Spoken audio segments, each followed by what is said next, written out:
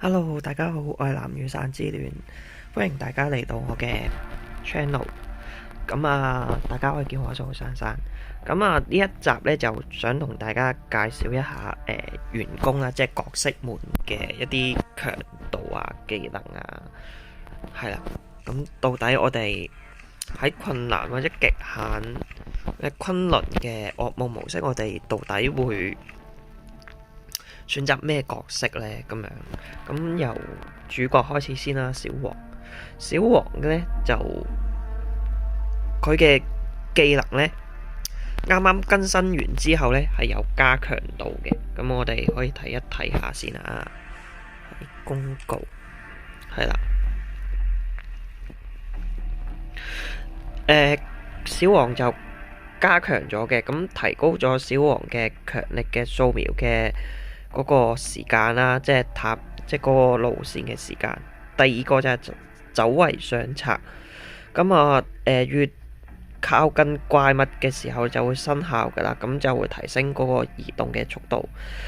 咁小黃嘅敏銳視力咧都會提升咗嘅，即係嗰個效果係啦。咁我哋一齊睇下小黃嘅技能先。咁小黃呢，就佢嘅主力技能呢，就係強力嘅掃描啊。咁即係我哋所有員工呢，我哋所有嘅角色呢，都會有掃描嘅功能嘅，即係雷達。咁呢，佢嘅小黃呢個雷達呢，就會更加勁啦。咁可以探測到附近嘅一啲高價值嘅寶物啦，同埋門嘅位置啦，同埋怪物啦，甚至乎隻棺木嘅寶箱都可以探索到出嚟嘅。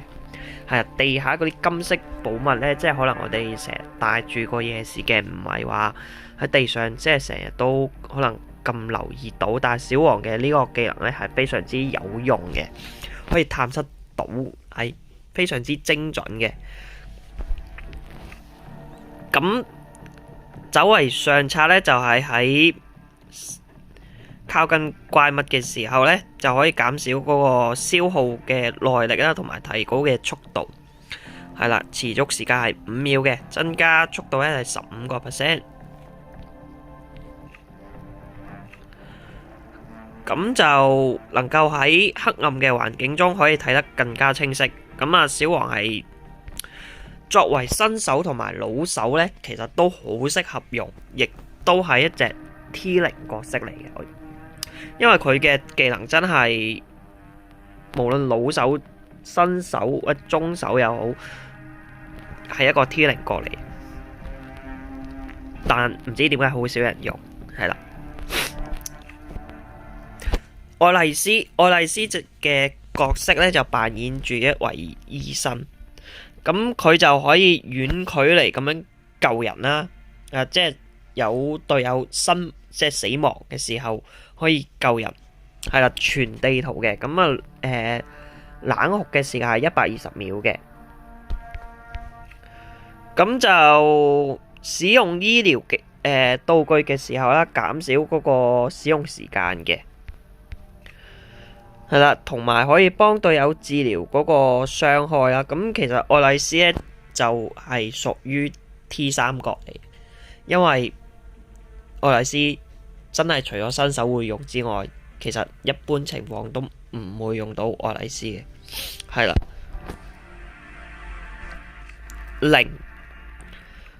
零咧就如果你玩4對或者2對。即係 PVP 嘅模式，佢絕對係一個 T0角。但你話要玩一個魔金嘅模式嘅話呢，零咧就唔係好適合啦，就變咗 T3嘅角色啦。咁我哋一齊睇下零嘅一個技能先。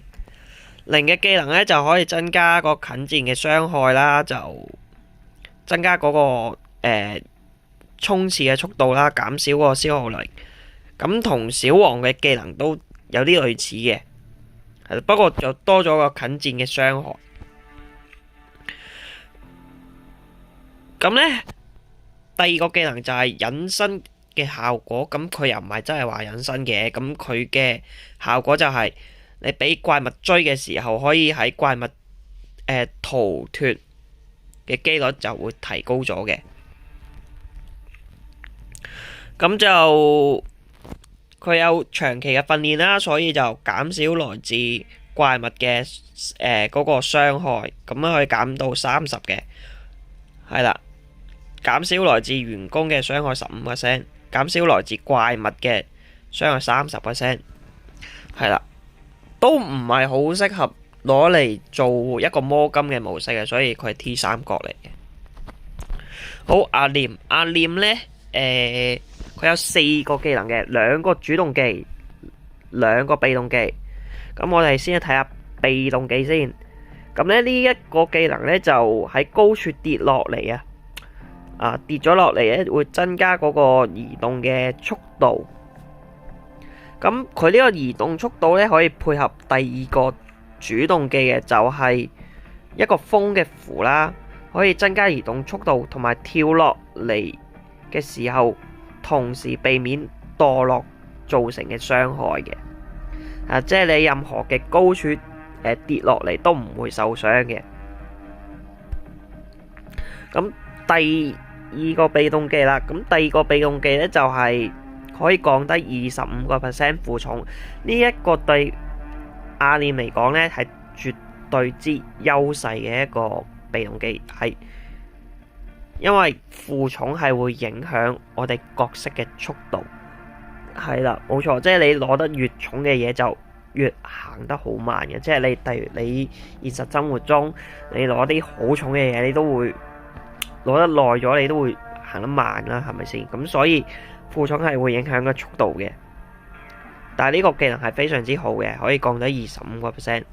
咁最後一個技能就係主動技啦。咁呢個技能咧可以秒殺全普通嘅怪物啦，就同埋可以會有個爆炸嘅範圍產生嘅，同埋一個煙霧嘅效果去阻擋敵方嘅視線。但係呢個命中率咧就都有啲低嘅，唔係話真係咁高啦。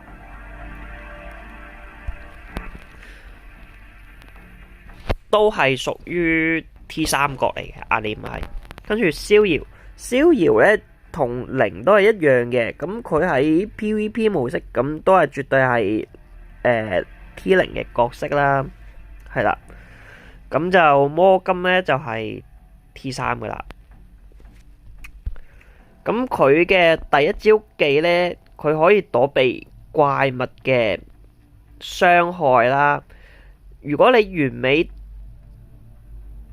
躲避怪物嘅時候，可以即時減速，即係令到個怪物減速嘅，同埋可以增加呢個傷害。係啦，咁呢，佢呢個技能又比較特別啲嘅。呢個第2個技能，佢呢個被動技就係你身上擁有嘅價值嗰寶物啊，金額越高，你嘅傷害就會越高，最高可以增加到20%嘅。咁呢一個呢，就使用道具之後，耐力嘅回復速度呢就會增加。所以就主要都係用嚟打 PVP 用嘅，都唔會攞嚟魔金，所以佢係 T3 角嚟嘅魔金。PVP 就係 T0。咁微微安絕對係 T0 角，因為我哋睇下佢嘅被動技能先，係啦。咁呢，佢呢個技能呢就同小王就類似嘅，佢可以探得到地下嘅寶物啦，但係佢係紫色為主嘅，就弱化版咯，係啦。咁可以探測到嗰啲棺木啊，嗰啲泥，即係嗰個掘嘅土堆啊，咁樣係啦，係15米範圍之內嘅。咁第2個呢就係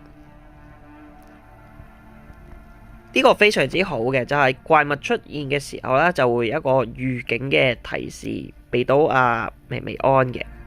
咁最勁嘅技能咧就係佢嘅主動技能。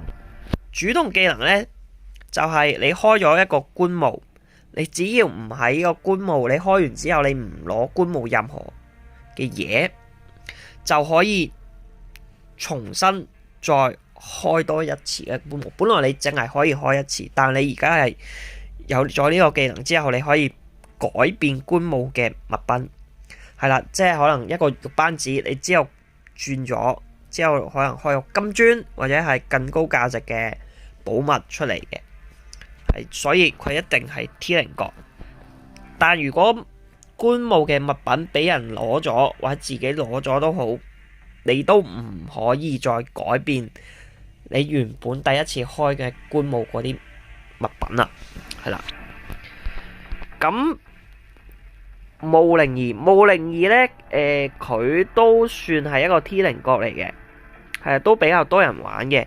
同埋捉蟲咧係需要用到墓靈兒，因為佢嘅被動技能咧，佢係增加葫蘆嘅怪物嘅成功率嘅。咁佢係用嚟捉蟲用嘅係一流嘅。咁第二啦，就係攻擊墓靈兒嘅敵方怪物會受到同樣數值嘅傷害，所以係非常之好嘅。呢個技能係咁，第一個技能呢，就係迷惑啊嗰啲怪物，咁即係可以馴服嗰啲怪物啦，即係簡稱嚟講。咁你馴服咗之後咧，怪物咧就唔會對你做任何嘅攻擊噶啦。咁呢個呢，同埋你可以借助啲怪物啦，去幫你揾嗰啲棺木嘅。所以墓靈兒呢，絕對係一個 T0 角嚟嘅，或者 T1.5 角都可以嘅。係啦，但就佢生存能力呢，就可能低咗啲，係啦。不過就 OK 嘅。即係可能你遇到啲boss 級嘅怪物咧，你用佢咧都可以化解到一啲危機咁樣咧，即係危險嘅時候。好，跟住莉莉都係一個 T0 角嚟嘅，咁咧佢絕對係一個輔助角色嚟嘅。咁佢嘅技能咧係可以附身啦，喺隊友身上。你附身完之後，你係唔會受到任何嘅傷害，同埋你可以跟隨隊友一齊去探索嘅，係啦。跟住好友記咁呢。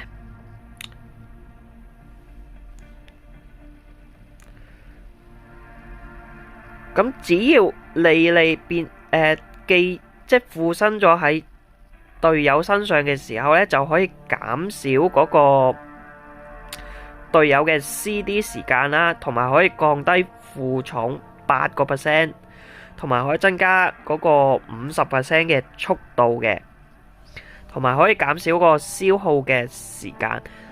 係啦，咁有難同當呢，就莉莉呢可以幫隊友分擔一啲嘅傷害。本來呢，假設你俾隻怪物打30血，可能分擔咗之後，一人一半，咁就15-15咁樣。所以呢，莉莉絕對一個 T0 角色嚟嘅。咁我遲啲會出一條莉莉嘅教學影片，去教大家點樣玩莉莉，合格嘅莉莉。艾倫都係一個 T0 角嚟嘅。咁尤其是玩昆崙噩夢或者昆崙嘅時候，絕對係有個優勢喺度。係尤其是係噩夢，因為噩夢嘅棺木呢都係隨機刷新嘅。咁所以艾倫玩噩夢呢係絕對嘅優勢嚟。咁佢嘅技能啦，就可以你揀一個位置啦，你打開咗之後，你會見到個地圖，跟住你揀一個位置，再撳搜尋，跟住咧就可以去除嗰一個區域嘅武器，係啦。有機會你係去除咗之後係會揾到個官武喺邊嘅。咁第二個技能咧就係你可以隨心所欲咁樣買嘢。但係你買完之後，你要等個30秒，即係無人機送到嚟嘅呢個目的地，係啦，要等30秒嘅。咁第三個技能呢，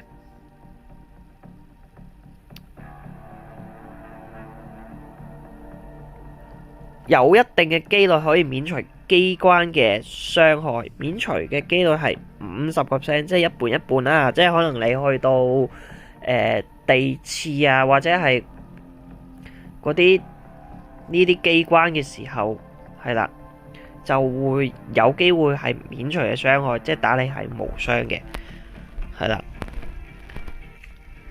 愛德華呢，就係一個 T3過嚟，都冇乜人用噶啦。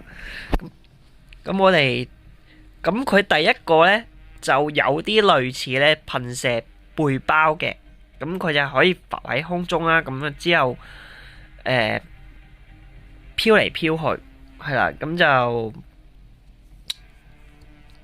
有個漂浮嘅能力，同噴射背包原理都差唔多嘅。咁第二個技能呢，就係你殺咗怪物之後，可以將佢嘅怪物嘅屍體變成寶物，係啦。